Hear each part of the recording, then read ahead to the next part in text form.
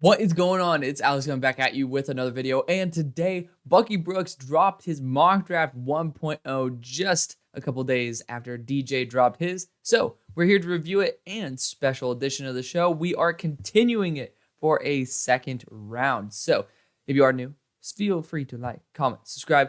You guys know I use YouTube at this point. Below my face is my board. Below that are all the great ways to get involved with the community. Let's get right into this. Also, shout out to our two sponsors of the show, Olipop as well as UnderDog Fantasy. Take those codes, use them, enjoy them. I also kind of just used them for myself. So, it's always nice if y'all can get something out of it, but at least your boy got some out of it too. Bucky Brooks, obviously extremely well respected within the industry. Love to be able to see his mocks. He always has some very unique takes. A lot of them I don't always agree with, but that's kind of the fun part of this, is that we get to talk about it, and then he's right sometimes, I'm right sometimes, DJ's right a lot of times. So it's just always entertaining to be able to look at people who we all look up to and at least give our 2 cents on it. That's the one beautiful thing about the internet, is that even though I've never met Bucky in person, which we probably will over at the Senior Bowl, we still get to talk about it and potentially talk to him about it. Let's get right into this though. Let's have a great time. Of course, as I do with all of my mock the mocks, every single creator is welcome on my show. So if somehow, some way Bucky wants to hump on DJ, etc. We already got Connor Rogers coming on. It's going to be a blast. So feel free to say yes if you ever do watch this. Probably won't. But for those of y'all who are watching this, let's get right into it. Bears end up selecting Caleb Williams at number 1. I don't know what to do with Justin Fields in these mock the mock then what's, because I do think his value is approximately a second, if not a couple seconds. That's what I've seen floating around on Twitter, and that would actually affect the mock then what's, but it is what it is. We're obviously not going to be factoring that in, but Caleb Williams is going to Chicago, 5 more years. Apparently Shane Waldron, I believe, is going to be the favorite to be the new OC, and he actually works for the same organization that Caleb Williams is training with right now.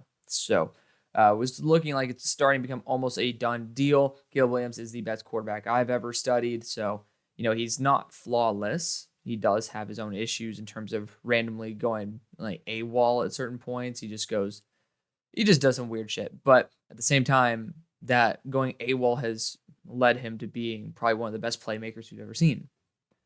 I love Justin Fields, but I love Caleb Williams and the logic behind taking him a little bit more.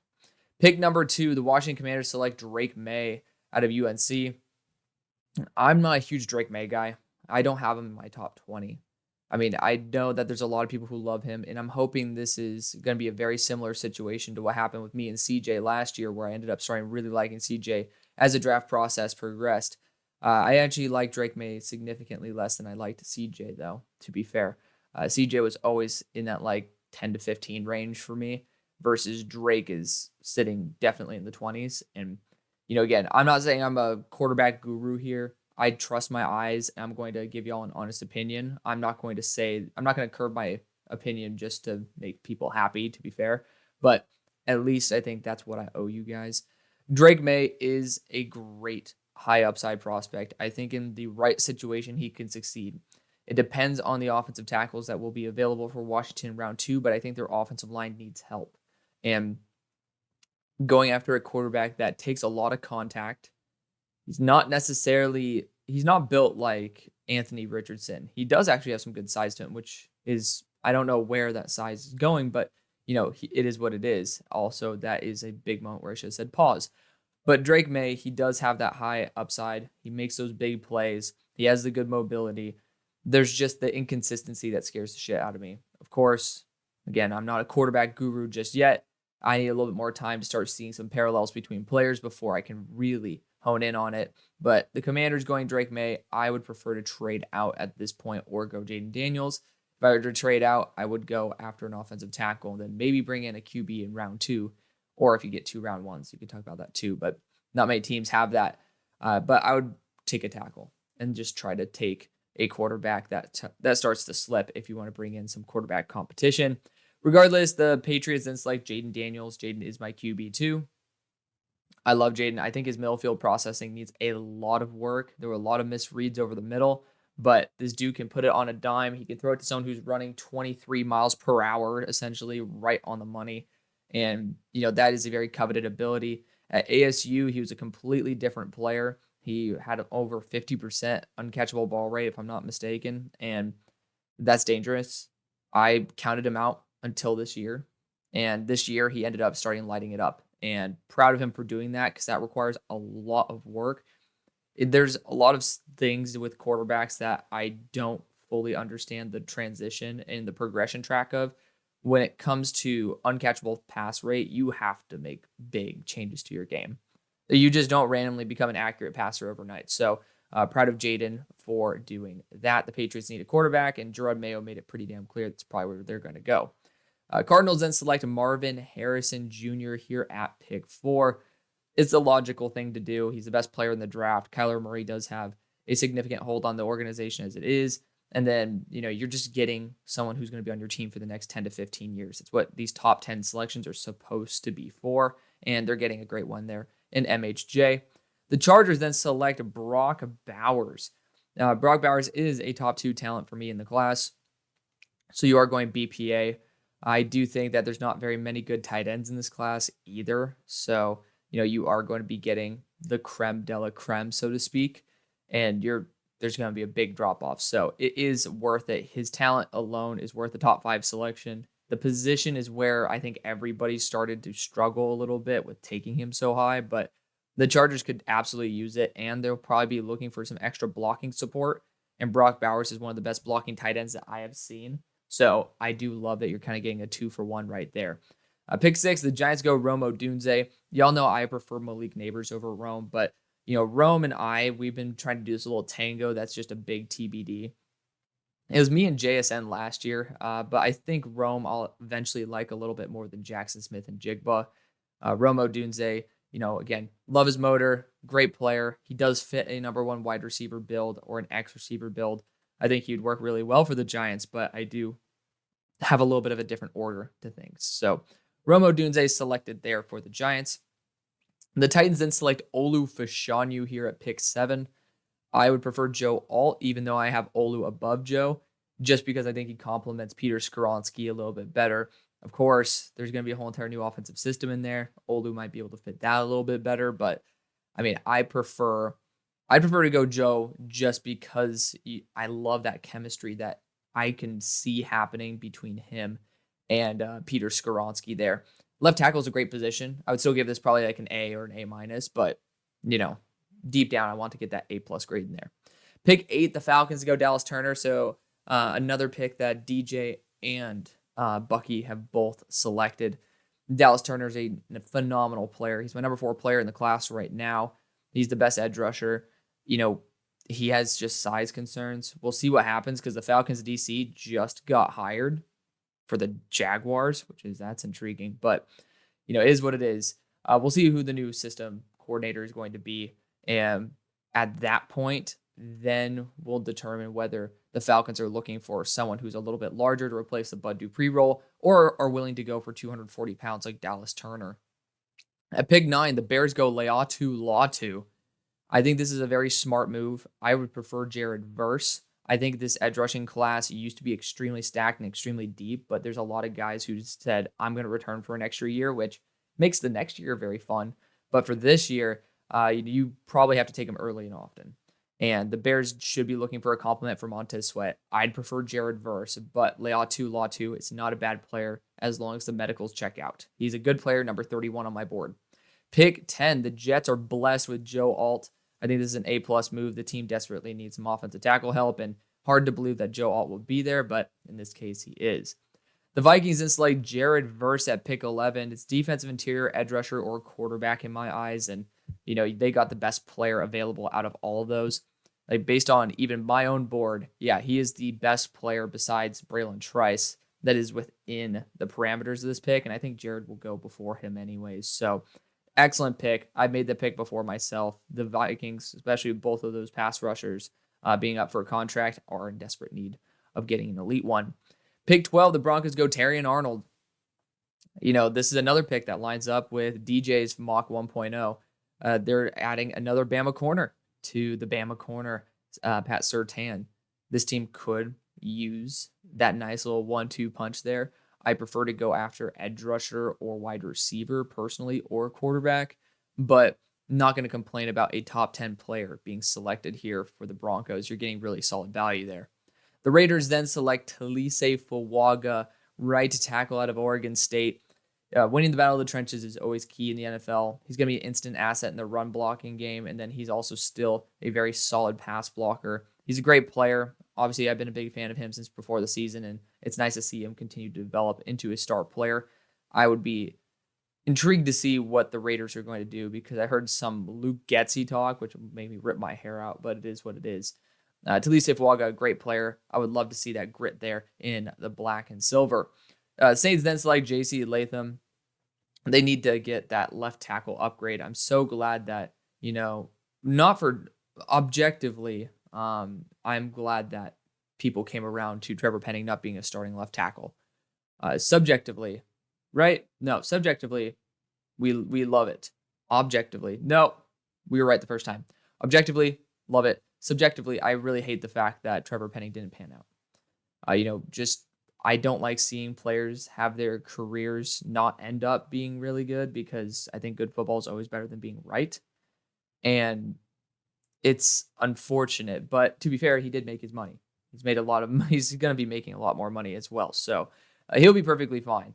So I guess there's that silver lining there. But bottom line, the Saints did a pretty poor decision in drafting Trevor Penning. They're going to be fixing it with J.C. Latham here to switch to left tackle. Of course, he can always fill in at right because he's a native right tackle in case of injury. Pick 15, the Colts then select Malik Neighbors. Malik should have went a little bit before this. I doubt that he'll be slipping out of the top 10, but he's a great player, and he's a great compliment if he is here. The Colts have been blessed with either Brock Bowers or Malik Neighbors in NFL Network's first mock drafts from the dynamic duo. Pick 16, the Seahawks go Byron Murphy the second. Byron Murphy is my IDL 1. He is DJ's as well as Bucky's number 1 based on where they've selected him. He's an incredible talent, and he's only 20 years old. As of draft weekend, he'll be still in his 20s, which is ridiculous. I think that I actually might want to boost him up more on my board, and I'll probably have some guys falling as I do my re-evals, but TBD on that. Jaguars then select Tavondre Sweat at 17. I did not really think the Jaguars were that desperate for defensive interior talent. It's a good corner class. That's why I usually opt for corner. I think Balky also loves interior offensive linemen. They're also looking for that. So at least I have a couple other positions to juggle in the next round. But, you don't really find many like Tavondre Sweat that have a ton of talent mixed with a physical build that not many people can acquire with the athleticism that he has. So you're going after a player who's extremely unique, and I'm not going to be one to give this pick an A+ by any stretch because I think there's bigger issues for the Jaguars, but there's just not many players who actually have the talent of Tavondre Sweat with the size. So I understand that. Also, I think one of the teams that would probably take him if they didn't select him would be the Texans. So it might be just a way of also saying screw you to the Texans. At pick 18, the Bengals go Brian Thomas Jr. I like Brian Thomas. He is in my 80s on my board. I think he's not fully developed as a player, which, yes, the NFL is where you also can develop, which is a great thing, which is also why I do grades on every single pick during the draft. So stay tuned for that as well. Like pre-draft analysis versus post-draft analysis are two different things. Pre-draft, you see what they are as a player. Post-draft, you see who they're going to be in a system. So Brian Thomas and the Bengals, I think it would work because he's going to complement Jamar Chase very well. I just don't think he's going to be a true X receiver, and in this situation, he doesn't have to be. Maybe I would look for maybe a different wide receiver than Brian Thomas, or, at the tough spot, I would try to trade out of the spot if I'm going to be completely blunt. But the Bengals going Brian Thomas would not be a bad choice. I would go Marius Mims, actually, thinking about it. He is the tackle who's still on the board, but we're going to see very soon why I'm very happy they didn't. At pick 19, the Rams go Bo Nix. Stafford's getting older. The Rams are not really there. I was very wrong about the Rams at the start of the year. They've done some great jobs in free agency. Their players healed up very well. Puka Nacua came out of it nowhere. I thought this team was going to be the worst team in the NFL. I thought Stafford would have regressed a bit more than he did. So tip of my cap off to Matt Stafford. But I do think it could be time for them to usher in a new era. Bo Nix isn't exactly the guy who I'd want to sit for a year. I'd rather deploy him to a franchise that wants to, have someone as a day one starter. So it depends on if Stafford wants to head out. If he does, then Bo Nix is the guy. If not, then I would go a different situation. I'd go a different, maybe Amari Mims, for example, and switch him to left tackle. Pick number 20, though. I'm a sucker for storylines, and as a Steelers fan, I love seeing Amari Mims come to my team. Switch Broderick back to left tackle, get Amari Mims at right tackle, and then we'll try to steal Cedric Van Pran to create the holy trinity on our offensive line. We need offensive help desperately. We're potentially going to be bringing in, I think it's Zach Taylor. No, it's not Zach Taylor. Zach Robinson, former PFF Zach. We're bringing him in for an interview for our OC, which would be intriguing. I need to see a little bit more of his offensive play calling ability, but I don't think it could get very much worse. So I would love it anyways. Amari Mims is going to be a big asset. Dolphins go Jackson Powers Johnson, 3 interior offensive linemen up for a contract. JPJ is a very talented player in a much needed addition for the Dolphins. Eagles then select Nate Wiggins at 22. They're going to need to have somebody who can just absolutely ball out on the boundary. Keely Ringo should be the future as well. Same thing with Eli Ricks, but you can't just survive with 2 corners in the NFL. Nate Wiggins is proper value. He does feel very similar to what the Eagles particularly are looking for, but of course we don't even know the DC yet, so TBD on that. Pick number 23, Texans go Troy Fautanu. I don't believe that you need to go after interior offensive linemen here. I do appreciate the fact that you want to continue protecting CJ Stroud, but you need to help out the middle of that defensive line. You got Jerzon Newton, I believe, still on the board as well. So I'd be going after someone who's a little bit more talented on the defensive line side rather than the offensive line. Love Troy Fautanu, but I just don't think this moves the needle very much. Pick number 24, the Cowboys go Tyler Guyton. And it intrigues me because it really brings into question whether Bucky really believes in Tyler Guyton or doesn't believe in Jordan Morgan. Because essentially what he's saying here is that he's going to move Tyler Guyton to left tackle. And if Smith ends up playing, cool, because then you get a year to develop somebody and who he really believes in. If he doesn't, you have to kick a right tackle to native left right away, or a native right tackle to left right away. And that's dangerous, especially for a team with this much potential. When you have Jordan Morgan on the board, that's what's confusing. Like, if Jordan Morgan were not on the board, it's like, okay, well, we're going to take a tackle with a ton of potential and then see what happens from there. But, it feels like there's a better option. And I'm not even the biggest Jordan Morgan guy. I just really like the option for the Cowboys to get him. Tyler Guyton wouldn't be a bad pick, but just in the presence of a true left tackle, who I think is actually kind of better than Tyler Guyton, is intriguing, to say the least. Packers then select Kool-Aid McKinstry, star boundary corner out of Bama. Packers could use the help. And, to be fair, they could also use Jordan Love not pulling a Brett Favre in the fourth quarter, but that's a topic for another day.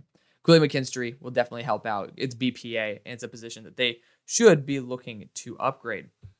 Pick 26. I actually made this one myself. Tampa Bay Buccaneers go Keon Coleman. You're essentially going to be getting Mike Evans' replacement. And I think he's up for a free agency run, but I doubt that they'll actually get rid of Mike Evans. He's just getting older. So Keon Coleman will be a nice 2 until he has to take over as the 1. Cardinals then select Jordan Morgan. So talked about it a little bit earlier. So it does look like there's not that big of a talent gap if you're going to take Jordan Morgan. But the Cardinals will be blessed. We'll drop the Cowboys out of the equation for right now. Jordan Morgan would be a blessing for the Cardinals here at pick 27. I doubt that he actually would be here. With DJ Humphries' leg injury, it just feels like this is going to be the move they go.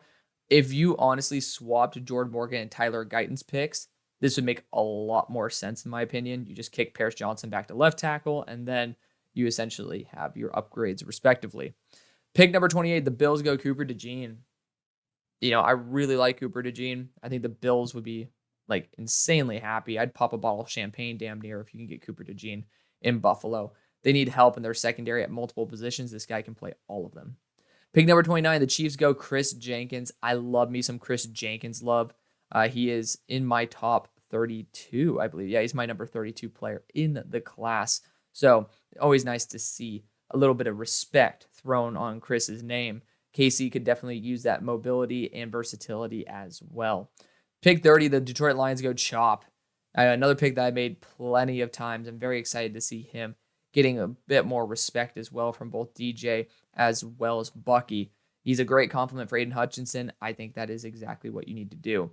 Pick 31, the Niners go Quinyon Mitchell. I've drafted Quinyon Mitchell for the Niners multiple times, usually in round 2, but that was before he started getting a lot more momentum. He's a ball hawk. He has an absolute nose for the football. So, the Niners would not be out of character. It would not be out of character, for the Niners to go after someone who knows how to pick off the ball. So would love to see him there, with Charvarius Ward being his mentor. And then ending off Bucky's portion of the draft, we have Braylon Trice going to the Baltimore Ravens. They're going BPA. That's exactly what the Ravens do. Make me sick to my stomach as a Steelers fan, but at the same time, at least we got Amarius Mims, so it goes down a little bit easier. Braylon Trice is my number 5 player in the class at the moment. He's a phenomenal guy. Great, 6'4", 274. Exactly what you're kind of going to be looking for if you want a true edge one. I love exactly what Bucky talks about right here. They have a knack for selecting prospects who will outperform how they test. Like, that's honestly, tip of my cap. That's elite journalism right there as well. Kind of nice compared to some of these other sites that you get to see some pretty poor journalism. So shout out to Bucky, though. Love that for him. A great note there. And I already told y'all, this is usually where the video ends.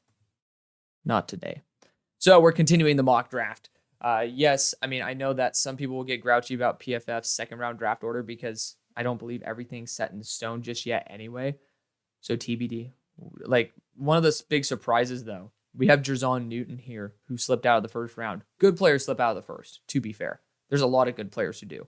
So we'll take it with a grain of salt. We'll see how it rolls. But at pick 33 with the Carolina Panthers, I always go wide receiver for him. Xavier Legette is here. You get me excited all the time whenever I get to see Xavier Legette. Pretty sure South Carolina is the same place where Carolina Panthers are at anyway, so plenty of time.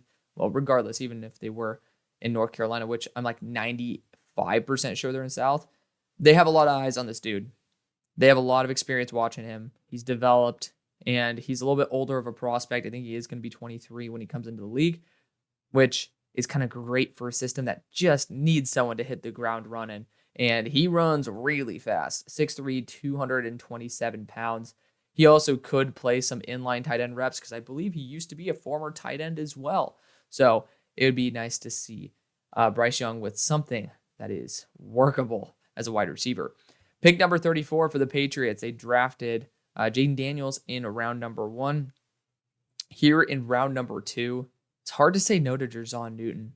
It really is. Even though they don't need defensive interior, it's just so hard to say no to Johnny. I am going to go for the wide receiver because I love Troy Franklin. I think he's deserving of a selection at this point. So we are, the tackles, though. The tackles. You got Caron, you got Kingsley. Ooh, you got Patrick Paul, too. I'm just so quick to pull the trigger on Troy because I love Troy. Oh, to be fair, I did go Kingsley in my last mock draft for the Patriots. It's for like when I continue DJs. So let's change it up a little bit. We'll go Troy Franklin here for the Patriots. They need a true weapon, and Troy Franklin does. He accomplishes everything that you're probably going to be looking for, except having 40 pounds of size like Xavier Legette.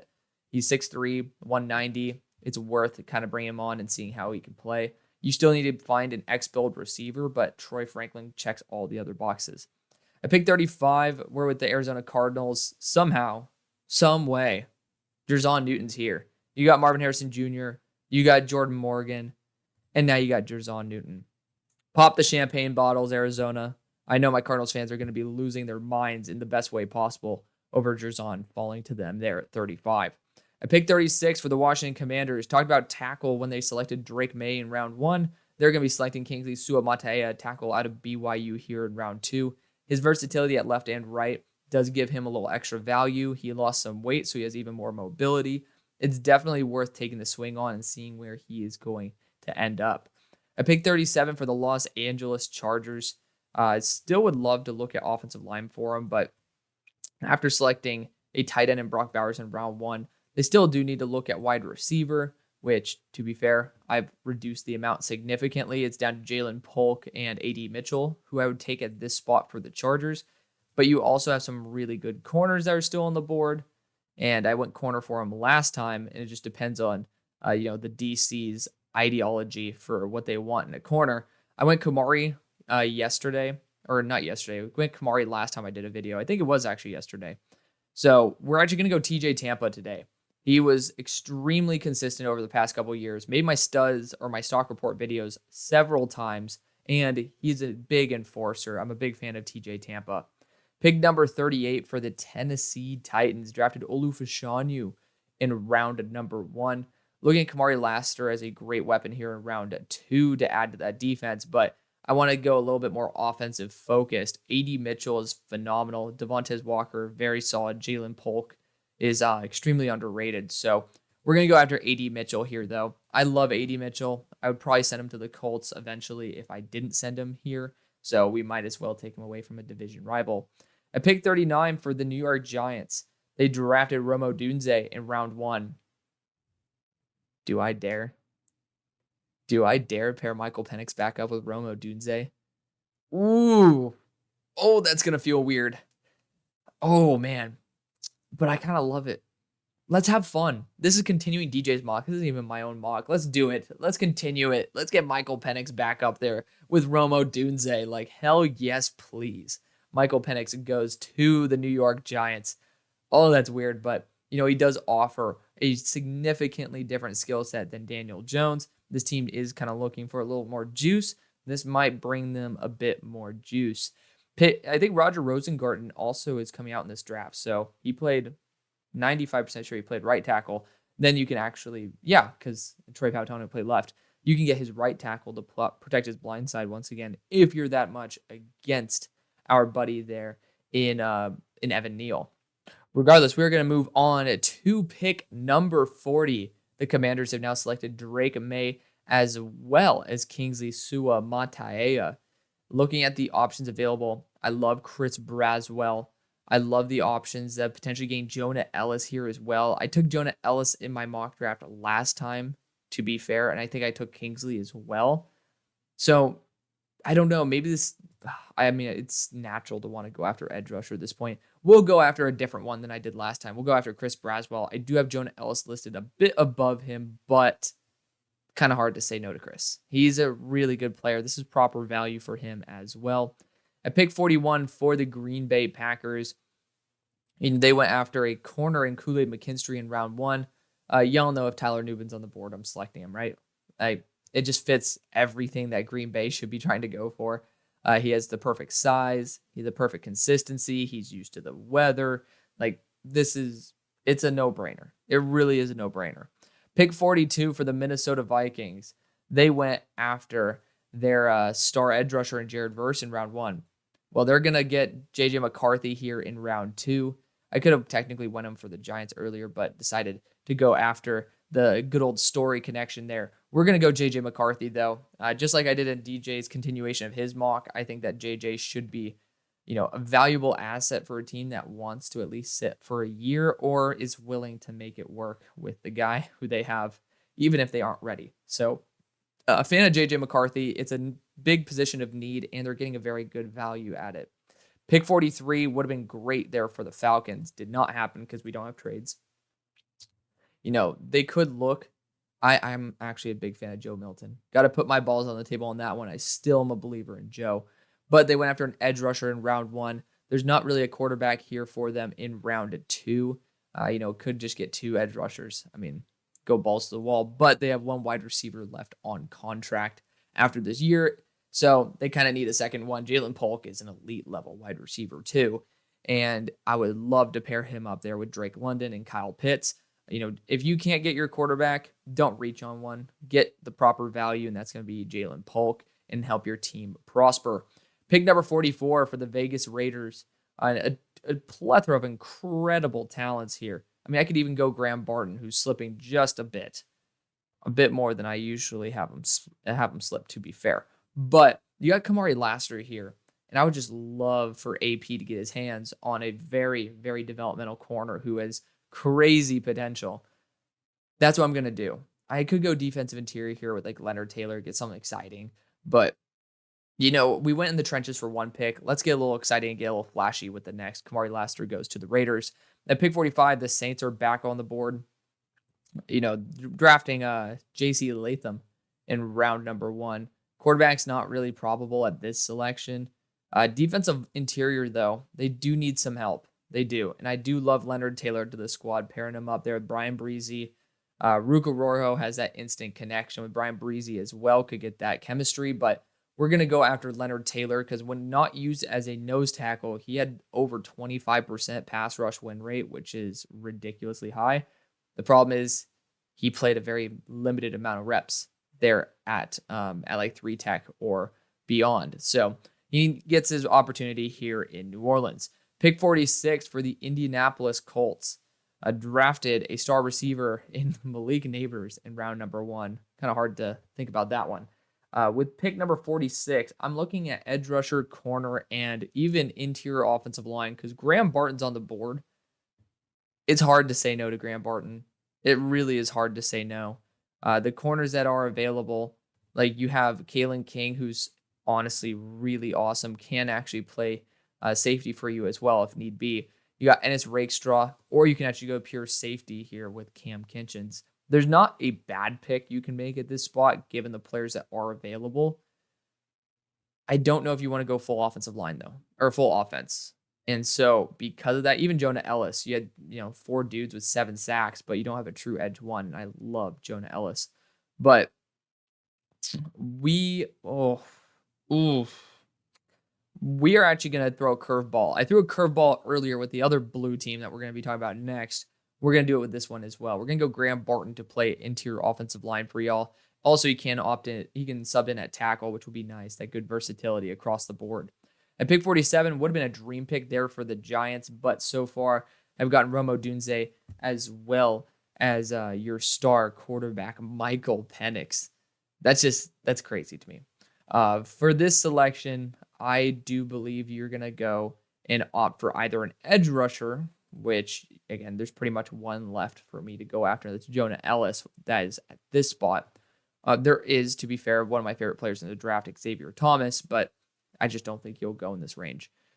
Or we can go interior offensive line with Christian Haynes. I always go Christian Haynes for this team. We're going to opt out of it today, and we're going to go Jonah Ellis out of Utah. He might be 245 pounds, 246, but he plays a lot larger than that, and he has a crazy motor. Did not expect for him to declare for the draft, but he's one of my favorite prospects to watch.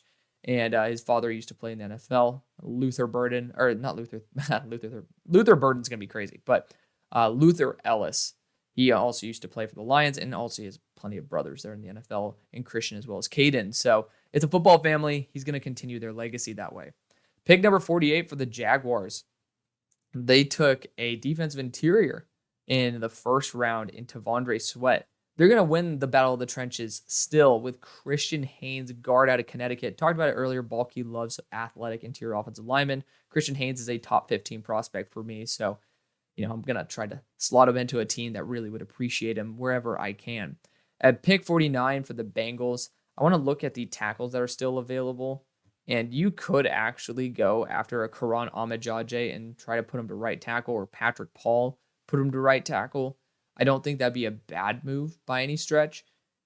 Might be the move I go after. But also tight end with Jatavian Sanders is really intriguing because I think it really lines up with, the offensive system you guys have ran. About Irv Smith, very similar to Jatavian Sanders in my eyes. So defensive interior, also another very smart route to go. We're going to go after Jatavian Sanders and have him pair up there with Brian Thomas and just go balls to the wall, see what happens. It's always fun to take some theories like, oh, what if they just went full weapons and, see what would happen. We'll roll the dice and, go from there. Pick number 50 for the Philadelphia Eagles. Some incredible options available. Round number 1 went after not Cam Kinchins, went after Nate Wiggins. I think that one of these picks is definitely going to be a linebacker. I do think if you want to develop Karan Ahmadjadjeh, would not be a bad move for Philly. I do really love him. Shout out to Devin Jackson, who works for the Philadelphia Inquirer. He was the first one to really bring up Karan's name on my show. Fell in love with him ever since. Wide receiver-wise, you still have some really good ones here. I love Johnny Wilson. You guys know me. I'm not going to take him for Philly, but it is within reason for them to potentially consider him. I do think linebacker, I don't believe will be their first choice, but I love Junior Colson to the team, Edrin Cooper as well. I do think defensive back still is on the market. Edge rusher too. And you got Adisa Isaac here. I undersell Adisa Isaac. He's a very smart player. Where is he on my board? I got to check where I have Adisa. He's at 70. So this is well within my strikeable range for Adisa. So let's actually go after it. They have some old heads who are debating whether they're going to stay or not, but Adisa is so smart that I'm willing to roll the dice on him. Really great player. He's about 260 pounds, I believe, like 255. Yeah, 255. Smart player, really good football IQ. That's all I can really say about him. That's his best trait, is the fact that he always is very cognizant of where the ball is, which I think is a very underrated aspect of his game. And a very underrated aspect of pretty much scouting in general. Like, you got to watch players know how to get to the ball, or at least know where the ball is. At pick 51, the Rams selected their quarterback in Bo Nix in round 1. Hard to say they'd pass on a corner here, especially given you got Kalen King available. But you are going to start getting a little bit smaller there. Ennis Rakestraw as well. It's tough to say no, but I do have a very strong affinity for developing the offensive line. And I'm going to go Karan Ahmadjaje here, tackle out of Yale. If you want to start blowing it up and starting a new franchise, you're going to want to make sure that at least your bookend tackles are successful. Karan is going to be the future there for LA. Pick 52. Ooh, I got two different routes I can go down. I can go the Holy Trinity with Cedric Van Pran, or I can go the dynamic duo with Kalen King. Amarius Mims was selected round 1. I think Kalen King's a better prospect than Cedric Van Pran. I do. We're going to select Kalen King here. Pair him back up with Joey Porter Jr. I love it. Also, if you ever find another cornerback that would be a better boundary, Pat Pete's here for one more year. So I think you're perfectly fine selecting multiple corners in this draft. And then especially if you get Kalen King in round 2, and then moving Kalen King to the slot. Pick 53 for the Dolphins. Debating on going an offensive tackle for them. I do think Cam Kitchens at this point is too damn good of value. He shouldn't be falling very much farther than this. And your team does get eaten up by the Ravens every single time. Like, Lamar throws it damn near 500 yards against you every single time. And I think it's time to add that second safety to Javon Holland. So Cam Kitchens is going to be staying there in Miami. Round 1 selection was Jackson Powers Johnson. Could probably even see that being flipped with Cam Kitchens and JPJ. Pick number 54 for the Philadelphia Eagles. Talked about it earlier. We're going to be going linebacker for him. I've been going Junior Colson a lot, but I think there's a lot of heat on Edgerrin Cooper. Even though he isn't the Mike build that Junior Colson is, he just is so dynamic, and I don't think we could really say Nakobe Dean's going to stop the new DC from wanting a really talented player in Edgerrin Cooper. Pick 55 for the Cleveland Browns. I've been going Tez Walker, whatever wide receiver was available for them at this spot, multiple times. I'm going to opt away from that for this time because I love the potential of Rook Ororo. You're going to essentially be getting someone who could play edge rusher, play defensive interior, 290 to 295, pure muscle, great motor. He's my number 34 player in the class. So great value as well. You're not even just getting a pure project. Like, this dude knows how to put pen to paper and kick some ass. Pick number 76 for the Dallas Cowboys. Went after their future tackle and Tyler Guyton in round 1. Here in round 2, this is honestly the toughest spot, but I'm going to go after a center because that's just what I do now. It's left tackle and center for me. That's the two positions they need to go after. It's Cedric Van Pran out of Georgia. I don't think he's that incredible. Like, let me just phrase it. I'll always take him in round number 2 because I think teams should be pretty damn desperate to get very smart corners, and I think Cedric Van Pran is very smart. I think he's not day one ready as people believe. But I think the Cowboys he will be an upgrade for the Cowboys day one, and then he will be a great addition in the long run as well. Pick 57 for the Green Bay Packers, linebacker Junior Colson. I am running to the podium with this pick. Devondre Campbell's been very inconsistent in terms of health. They need another 250-pound linebacker that they're looking for, Quay Walker. He's going to be there. To be fair, their whole entire linebacking core is extremely inconsistently healthy. To me, I think offense is not going to be the position they go for the first 3 picks. Defense is proper value, and it's only positions that really have good, they have good value for the pick. So if you have a hole and there's proper value, fill it that way. Pick number 58, the Buccaneers drafted Keon Coleman in round 1. Ennis Rakestraw Jr. is here. Kind of hard to say no to him since he's on the board. Interior offensive line, though, Cooper Beebe. I haven't gone Cooper Beebe for the Buccaneers in a hot minute, if I'm not mistaken. So we'll go Cooper Beebe for them. They need help on the interior. Now they get an offensive weapon as well as their offensive line help. Pick 59, the Texans got offensive line help in the first round in Troy Fautanu. Here at pick 59, would love to have gone a tight end, Jatavian Sanders, but instead we'll go defensive interior because he is no longer available. The options that are available, Mason Smith at 310, Mekhi Wingo at 300, Brandon Dorless. It's a little bit on the smaller side. And so I'm actually going to take a player a little bit earlier than maybe some would take him.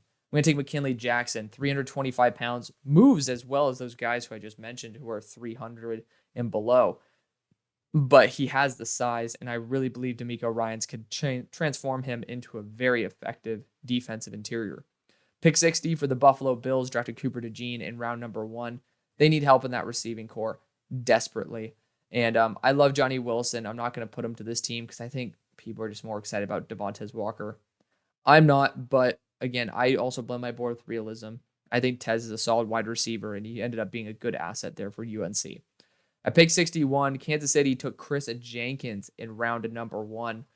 Big shout out to Chris, number 32 on my board. I'm going to go after a player who I have slightly higher than him. That's Jermaine Burton. I think his deep threat ability is very underrated. He's extremely agile, great change of direction, and he's willing to go up and get the ball. The Chiefs would not be mistaken at all to go after Jermaine Burton. So proud to take him there for KC. Pick 42, we're with the Detroit Lions, who selected edge rusher Chop Robinson in round number 1. Looking heavily at Ennis Rakestraw Jr. here. A boundary corner is exactly what the Detroit Lions should be looking for here on early day 2, and Ennis Rakestraw Jr. is great value for it. Pick 63, the Niners, they selected their future at corner in Quinion Mitchell in round 1. Here in round 2, I'm going to draft Javon Foster out of Missouri.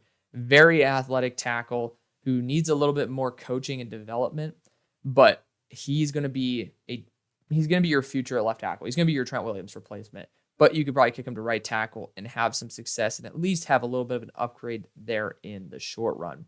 At pick 64 and ending off our continuation of this mock draft, we have the Ravens. Ravens, you drafted Braylon Trice in round number 1. Here in round 2, I do like the idea of Patrick Paul, but I just don't think he's athletic enough to play with Lamar. Wide receiver, probably going to be your next best bet. I want to find somebody, that's weird. I don't know how I'd think Johnny Wilson would perform on this team. But, looking at the wide receivers, Ladd McConkey surprisingly has pretty good size on him too. I want to replace OBJ, and I want to show some respect to my boy here in Ladd. So that is going to be the video. Thank you so much for watching and supporting the show, as y'all always do. See you on the far side. Peace.